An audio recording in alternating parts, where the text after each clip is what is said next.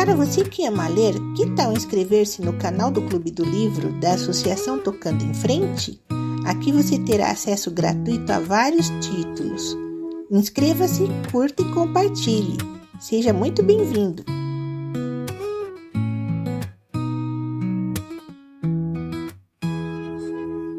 Yaya Garcia, capítulo 9. A nova ordem de coisas perturbou profundamente o ânimo de Stella. O procedimento de Jorge, por ocasião da moléstia do marido, não lhe pareceu esconder nenhuma intenção particular. Mas durante a convalescença, e sobretudo depois dela, afigurou-se-lhe que a ideia do moço era insinuar-se na família. Para quê? Stella supunha que o amor de Jorge, ao fim de tão longo período, estaria acabado de todo, como produto da primeira estação. Não lhe negou um pouco de gratidão quando viu os obséquios que prestara ao marido enfermo, com tanta solicitude, discrição e dignidade. Agora, porém, ao ver a frequência e a convivência, supôs alguma coisa mais do que a simples afeição tradicional. Que encanto podia oferecer a casa de uma família retirada e obscura a um homem criado em mais aparente plana social? Seu meio era outro, tendências de espírito ou ambições de futuro o deviam levar a outra esfera. Essa consideração lhe pareceu decisiva. Concluiu que a paixão, vencida ou comprimida, soltava outra vez o brado da revolta.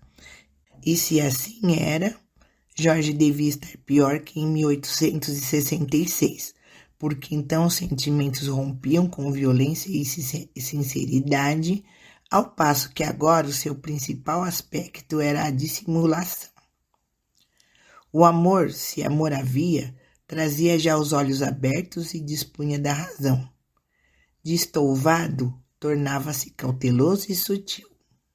Que ideia faz ele de mim? Perguntou Stella a si mesma. Quando esta palavra lhe soou no espírito, Stella sentiu-se diminuída e humilhada aos olhos de Jorge. Cumpria por termo a uma vida de reticências e dubiedade. Stella cogitou no meio de fazer cessar a intimidade dos dois homens, quando menos a frequência de Jorge naquela casa. Pensou em pedi-lo diretamente a Jorge, mas rejeitou desde logo a ideia, aliás incompatível com sua índole. Depois pensou em dizer tudo ao marido. Uma noite, na primeira semana de novembro, Stella aceitou definitivamente revelar ao marido a única página de seu passado. Estava sozinha no jardim e vira desmaiar o crepúsculo da tarde, uma tarde cinzenta e amortecida. De quando em quando, o espírito volvia ao passado e toda ela estremecia com uma sensação estranha, misteriosa e insuportável. A noite caiu de todo e a alma de Stella mergulharia também na vaga e pérfida escuridão do futuro se a rude voz do escravo não a viesse acordar. Nhanhã está apanhando sereno, disse Raimundo. Stella ergueu-se e foi dali ao gabinete do marido. Luiz Garcia trabalhava à claridade de um lampião que toda convergia para ele e os papéis que tinha diante de si, graças ao efeito de um abajur. O resto do aposento ficava na meia obscuridade. Que é? Perguntou Luiz Garcia sem levantar a cabeça. Stella parou do outro lado da secretária. Luiz Garcia ergueu então a cabeça e olhou para ela, sem lhe poder ver o transtorno das feições. Que é? Repetiu. Vendo-o entregue ao trabalho, por amor dela e da filha, Stella hesitou. Pareceu-lhe crueldade dar-lhe em troca da proteção e do afeto um desengano e uma aflição. Hesitou um instante e passou da hesitação à renúncia. Conteve-se e saiu. Escolheu o silêncio. Mas o silêncio só por si não melhorava nada. Tarde ou cedo o marido viria a ler em seu rosto constrangimento em relação a Jorge. Constrangimento inexplicável que ele podia interpretar contra ela. Foi então que a serpente lhe ensinou a dissimulação.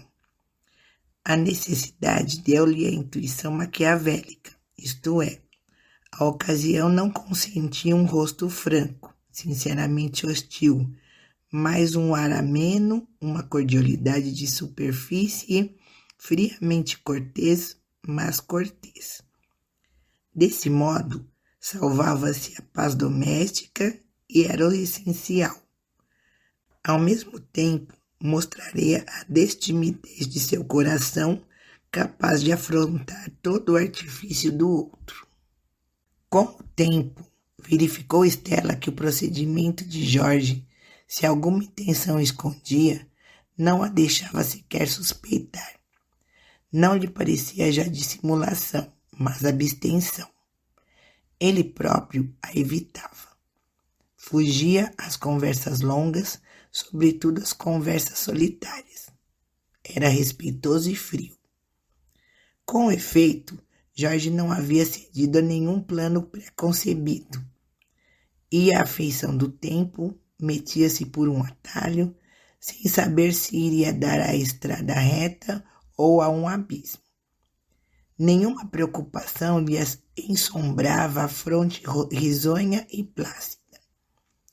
Dir-se-ia, após longa e trabalhosa jornada, vingar ao cume das delícias humanas. A verdade é que o amor de Jorge tinha como que despido a qualidade de sentimento para constituir-se ideia fixa. Nascido de uma primeira explosão de juventude, curtiu alguns anos de ausência. A ausência disciplinou os primeiros ardores, quebrou os ímpetos, afrouxou o alento. O amor atou aos ombros as asas de um misticismo quieto. Não parou nessa evolução. Do coração em que pousava, tomou impulso e alou-se ao cérebro, onde assumiu a fixidez das resoluções definitivas. Não era já uma paixão, mas uma convicção, isto é, outra coisa. Pensava muitas vezes na consequência de herdar em breve prazo a esposa de Luiz Garcia, resolução que lhe parecia necessária. Era o que ele dizia a si mesmo. E esse casamento tinha 2 resultados. Era uma reparação e uma desforra. Reparação do mal que ele fizera, desforra do tratamento que ela lhe deu. Ambos tinham de reprochar um ao outro. O casamento absolvia-os. Talvez na balança comum não fossem iguais as dívidas, mas Jorge tinha certo fundo de equidade. E entendia que, se padecera muito e longo, não excedeu o padecimento à injúria que a seus olhos fora grave. Os ralhos da consciência eram agora menos frequentes e menos ríspidos. É o efeito natural dessa ordem de situações violentas. Os mais rígidos podem chegar, assim, às complacências inexplicáveis.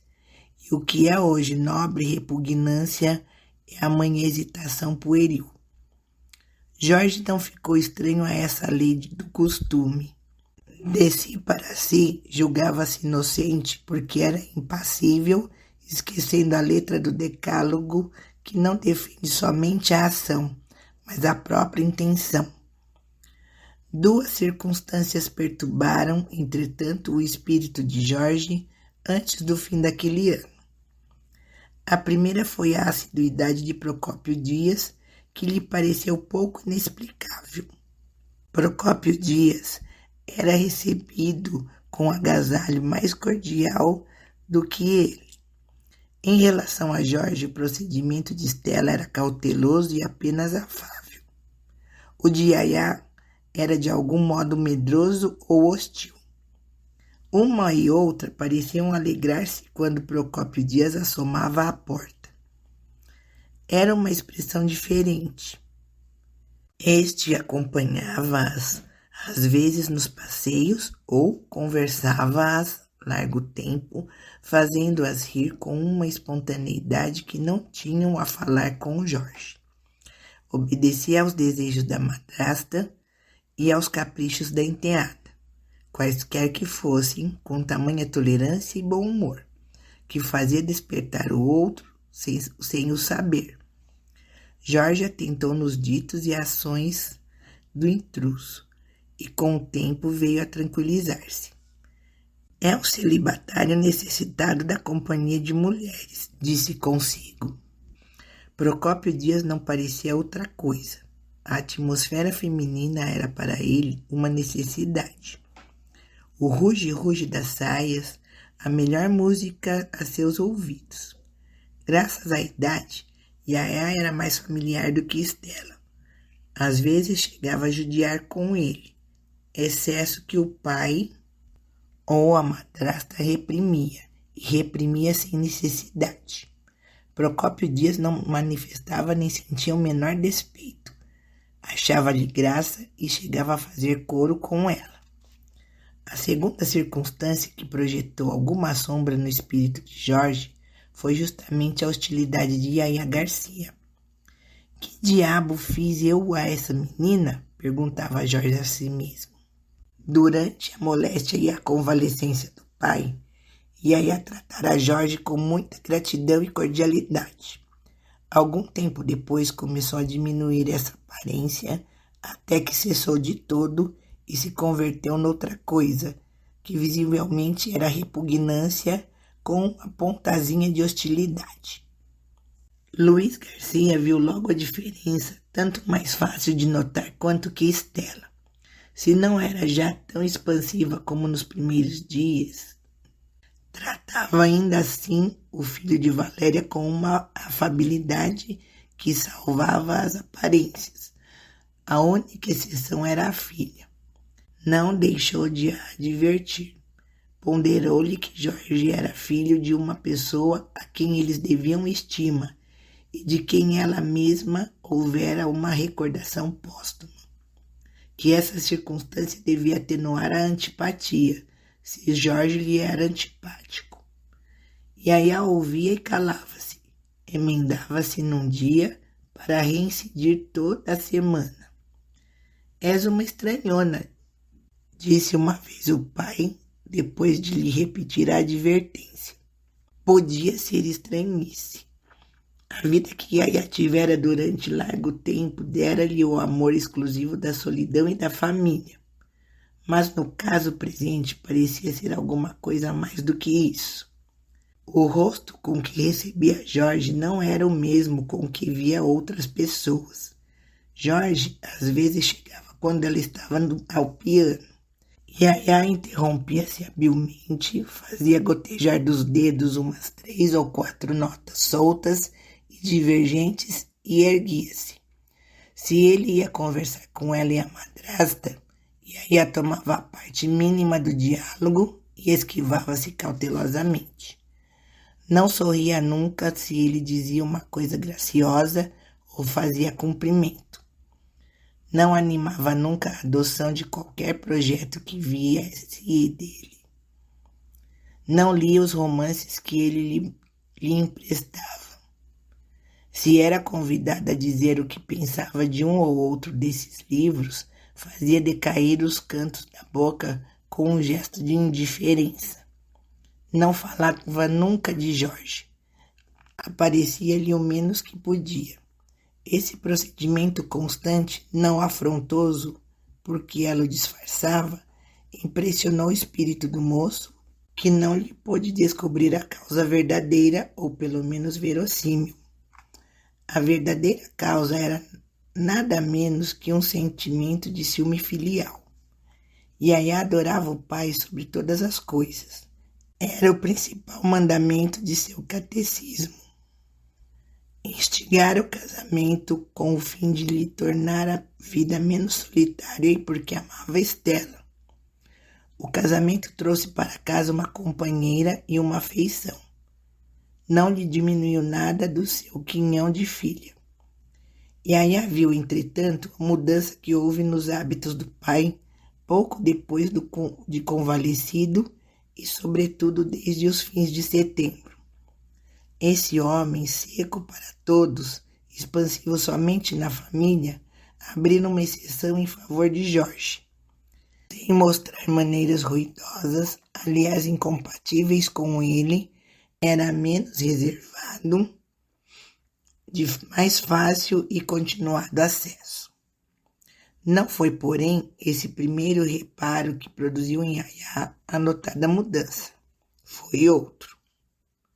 Luiz Garcia deu a Jorge algumas demonstrações de confiança pessoal, e no dia em que a filha viu a primeira, recordou-se da carta que escrevera ao moço na noite em que a moléstia do pai se agravara e da confidência dos dois, cujo assunto nunca lhe chegara aos ouvidos. Nesse instante, sentiu borbulhar no coração uma primeira gota de fel. Imaginou que Jorge viera roubar-lhe alguma coisa. Não cogitou se haveria assunto que dois homens devessem tratar exclusivamente entre si. Supôs-se despojada de uma parte da confiança do pai. E porque amava o pai sobre todas as coisas, seu amor tinha os ciúmes, as cóleras, os arrebatamentos do outro amor e, consequentemente, os mesmos ódios e lástimas. Conhecia o pai toda a intensidade da afeição filial da moça e não era menor a do seu amor. Mas ele dizia consigo filosoficamente, e não sem pesar, que a natureza se encarregaria de lhe ensinar outro sentimento menos grave, mas não menos intenso e imperioso. Quando ele assim refletia, contemplava a filha com um olhar já úmido das primeiras saudades. Yaya estava então em toda a limpidez de uma aurora sem nuvens. Era leve, ágil, súbita, com um pouco de destimidez. Às vezes áspera, mas dotada de um espírito ondulante, esguio e não incapaz de reflexão e tenacidade. Nisto podia ficar o retrato da menina, se não conviesse falar também dos olhos, que se eram límpidos como os de Eva antes do pecado, se eram de rola, como os das Sulamites, tinham como os desta alguma coisa escondida dentro, que não era de certo a mesma coisa. Quando ela olhava de certo modo, ameaçava ou penetrava os refolhos da consciência alheia. Mas eram raras essas ocasiões. A expressão usual era outra, meiga ou indiferente e mais de infância que de juventude. Talvez a boca fosse um pouco grande, mas os lábios eram finos e enérgicos. Em resumo, as feições dos 11 anos estavam ali desenvolvidas e mais acentuadas. Uma tarde, Luiz Garcia recebeu ordem de ir imediatamente à casa do ministro. Saiu, deixando a mulher e a filha ansiosas pelo resultado. Jorge apareceu pouco depois. A demora de Luiz Garcia foi longa e Jorge ter-se-ia retirado se não fora a chegada do senhor Antunes, que deu um sopro de vida à conversa que expirava. 9 horas, 10 horas, 11 horas bateram-se em que Luiz Garcia voltasse. Yaya Garcia estava impaciente. Receava alguma doença súbita do pai, um desastre qualquer.